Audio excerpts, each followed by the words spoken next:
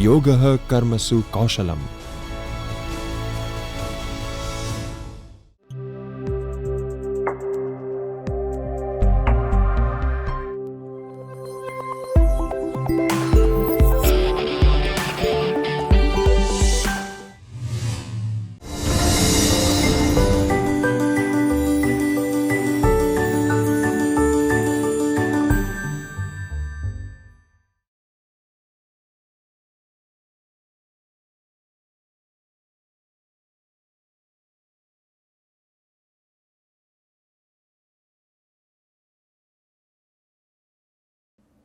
In this video, we are going to discuss the issues in teaching reading while teaching English as a second language. In recent years, language teachers have realized the full significance of the reading skill. They have come to understand that, in fact, it is not a single monolithic skill. Rather, it is a behavior which is made up of a large number of component skills, sometimes referred to as microskills. These range from such foundational skills as the ability to recognize the letters of the alphabet and to match spoken words and sentences with their written representation, to quite sophisticated skills such as skimming a piece of writing to gain a general idea of its content, or evaluating a text for its general tone or bias.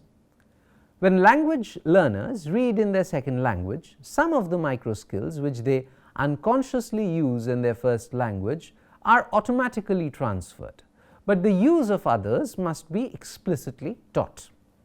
Teachers have also realized the types of reading done in the classroom should reflect the many uses to which reading is put in real life. Students use reading not only for study but also for daily living. Students read not just novels, essays and poetry, but also newspapers, instruction manuals, and the labels on the products they buy in the market. Thinking of this variety of reading tasks, teachers can feel that different tasks require different approaches. For maximum efficiency, students must be taught to vary their approach to suit the purpose of their reading. The starting point for all reading activities in any language are the basic literacy skills. Students will need literacy training in English if they have a few years of formal education and have developed rudimentary reading and writing skills in some language, or if they are fully literate in their own language but need to learn the writing system of English. Teachers can use reading to reinforce the listening and speaking skills of students with any degree of English proficiency. Likewise, reading tasks connected to everyday purposes will be motivating to students at any level of the language curriculum. However, in most instances, teachers will be teaching students whose reading needs are not satisfied by these relatively limited types of text. They will want and need to read more extended texts, short stories, novels, plays, school textbooks, journal articles, technical reports. Now, before moving to longer texts, teachers will have to teach them the language and the skills needed to give them access to these texts. Unfamiliar vocabulary is one of the problems students face when they try to read extended stretches of text.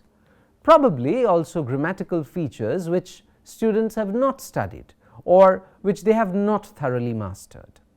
But even if a particular reading selection does not present vocabulary or grammar difficulties, students may still have trouble comprehending it.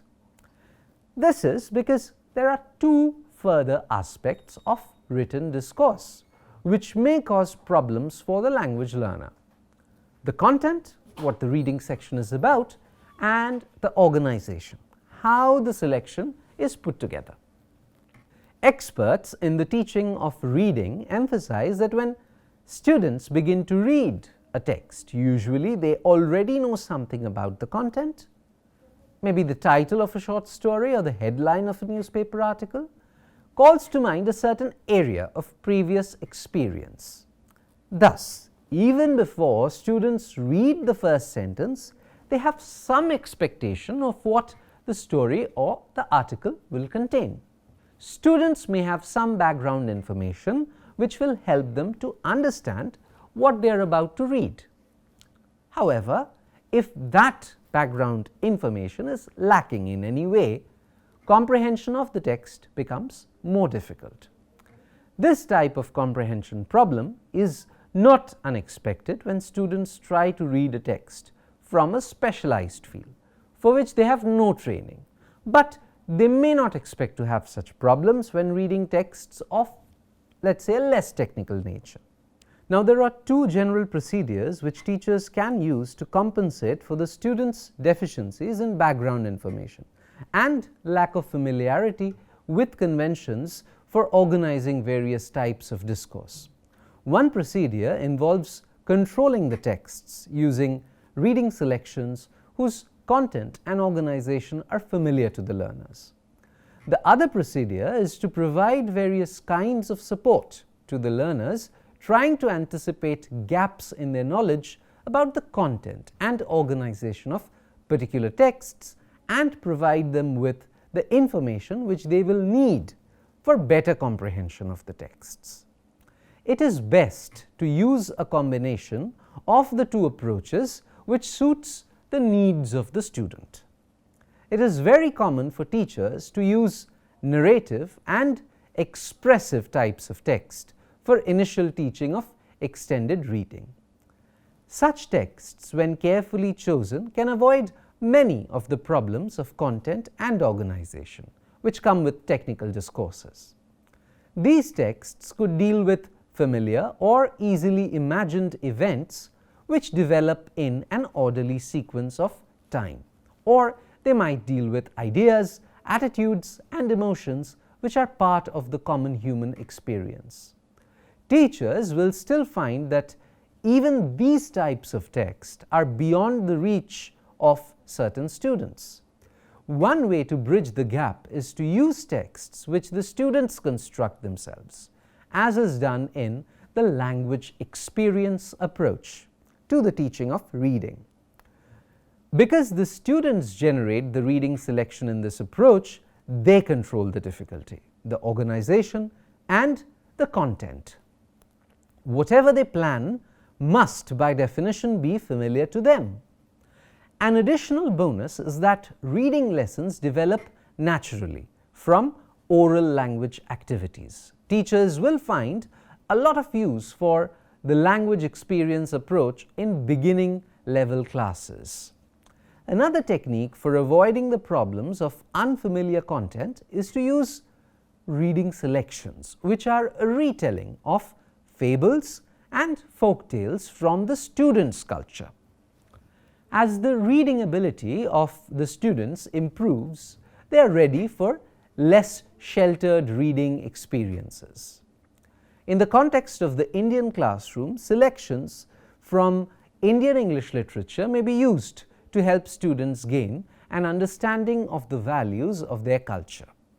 When students are better able to handle texts with partially unfamiliar content, teachers can begin to use narratives and even dramas from American or Australian or British or Canadian literature as a basis to develop cross-cultural understanding. Now, in assessing the students' needs to read English, teachers may find that some students have to advance no further than the ability to understand and enjoy narrative and expressive texts of a few hundred words in English. Other students, however, may eventually need to improve to handle the types of expository prose which are used in academic and professional writing, or they may be expected to extend their language studies into advanced literature courses. If the teacher is aware of such long-range goals lying ahead of the students, then he or she should help them to begin the development of strategies which may be transferred into these more demanding types of reading. the foundation may be laid even while students are working with simpler narrative selections. The teachers need to ask questions and set up exercises which lead students to discover the author's purpose or theme, as well as guide students into picking out the organization of the text, the major divisions, the main ideas, and the sequence of events. Teachers also need to help students to understand the contribution made by the supporting details, the examples to clarify a difficult concept, the description to make a scene more vivid or to make a character come to life. Some students will eventually have to use English as the medium through which they receive their advanced education. Some will also need to use English in their professional careers. The type of discourse which they must learn to handle differs in significant ways from narrative and expressive literature. Moreover, the way in which a reader approaches these more academic types of writing also differs from the usual way of reading narratives.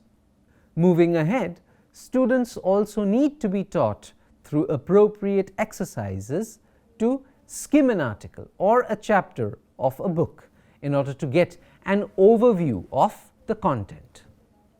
The skimming microskill makes deliberate use of the discourse map. A student reads quickly through the first paragraph looking for the author's statement of the focus of the essay. Having found the focus statement, the student reads the first sentence or two of each paragraph, which are the topic sentences, to discover the major ideas. The students need to read the entire last paragraph, since that is where the author often makes a conclusive statement, which restates his focus and summarizes his main points. Students can use this skimming microskill in order to determine whether a particular text is worth reading more closely or not. If the text is worth a closer reading, or if they must read the text because the teacher requires it, then they should be able to read it with better comprehension and retention, because they will have a mental map of the contents. The map will provide the context which gives meaning to the details. In addition to surveying and skimming, another way to approach a reading selection is scanning. Readers scan a text in order to locate a predetermined item or information. When the key word is found, the student stops and reads more closely to see if the author gives the information that is required. I hope that the points that I discussed will help you all to enrich your teaching in the classroom. I wish you all a great time interacting with the students. Thank you.